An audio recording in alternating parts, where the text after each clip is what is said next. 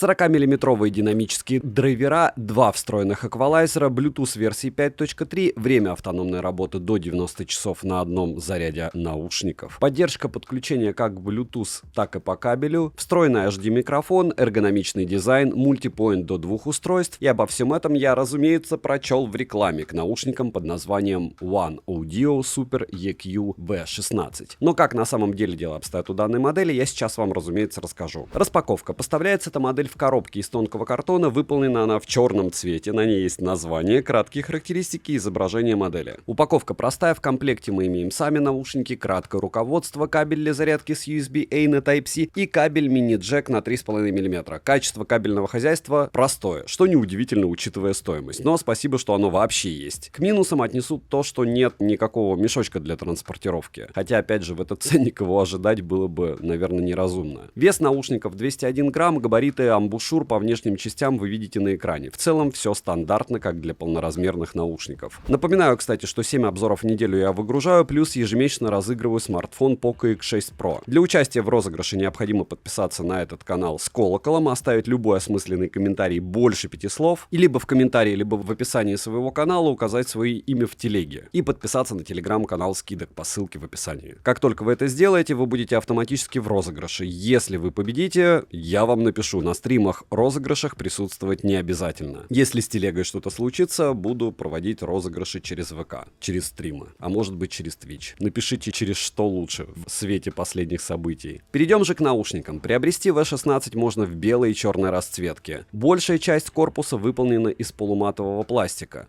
Даже дужка в оголовье установлена из пластика. Материалы, конечно, не топ, но в целом я не сказал бы, что у них худшее качество, да и собрана модель неплохо. Корпус марки, но отпечатки пальцев особо незаметны. Внешне V16 выглядит хорошо. Напрягает только надпись Super EQ на внешней части оголовья. Если бы ее спрятали или вообще убрали, было бы куда лучше. Далее, амбушюры не имеют эффекта памяти, но они довольно топорные и упругие. Хорошо, они легко снимаются, что позволяет их заменить, в случае, если они придут в негодность. Оголовье довольно мягкое, но область мягкой вставки не широкая. При длительном прослушивании музыки легкий дискомфорт как от отголовья, так и от амбушюр. Но не все так плохо. Головы просто так наушники не слетают, но во время пробежки их необходимо поправлять. Сила зажима умеренная. И это хорошо и плохо. То есть, с одной стороны, сильно быстро бегать в них не будешь, с другой стороны, при обычном не спортивном использовании дискомфорта будет меньше. Вентиляции практически нет, так что в жаркую погоду с комфортом музыку не послушаешь. На шее они не мешаются, так как чашки могут поворачиваться. К плюсам отнесу складной механизм, что очень важно, так как наушники, которые можно сложить, удобнее для транспортировки. Выбранный размер фиксируется неплохо, но если бы он фиксировался увереннее, хуже бы не было. К слову, регулировка размера происходит за счет 9-ступенчатой системы. Далее, на самих наушниках можно заметить маркировку Left и Right, LED-индикаторы, разъем Type-C для зарядки, мини-джек на 3,5 мм, микрофоны и механические кнопки для управления. Из команд на борту плей-паузы, переключение треков, регулировка громкости, ответ-сброс вызова, вызов голосового ассистента и переключение между режимом Bass и Pop Mode. Так скажем, это 2 встроенных эквалайзера. Настроены они неплохо и в целом хорошо, что они есть. На нажатие наушники откликаются моментально. Некоторые команды сопровождаются озвучиванием мужским голосом на английском языке. Переназначить команды, к сожалению, нет возможности, так как данная модель не поддерживает подключение к фирменному приложению. Летим дальше. Оснащены наушники стандартно 40-мм динамическими драйверами. По кодекам есть AAC и SBC, что неудивительно. Частотный диапазон также стандартный от 20 Гц до 20 кГц. Данная модель не имеет каких-то дорогих технологий, но она оснащена полноценным мультипоинтом до 2 устройств, за что однозначно плюс. Заряд наушников в шторке отображается. При включении наушники автоматически подключаются к ранее сопряженному устройству. Емкость аккумулятора 1100 мАч. Полный цикл зарядки наушников очень долгий, около 5 часов 30 минут. Но время автономной работы великолепное, а именно по моим тестам с кодеком AAC на 65% громкости они прожили 65 часов. Сам же производитель заявляет, что данная модель может отыграть 90 часов на среднем уровне громкости. Автоматического выключения в режиме ожидания не обнаружил, к сожалению. С подключенным кабелем наушники выключаются и не расходуют заряд аккумулятора. О водонепроницаемости наушников информации я не обнаружил, так что советую в них не прогуливаться под дождем, иначе могут погибнуть. Bluetooth чип установлен довольно бодрой версии 5.3, хотя хотелось бы 5.4. Через 2 стены наушники от смартфона не отваливались, но фризы встречались часто. Задержка на YouTube незаметна, в играх задержка уже более заметна. Играть можно, но особого комфорта в этом деле нет. Напоминаю, что можно можно подключить кабель, и задержка станет минимальной. Пример вы сейчас увидите на экране.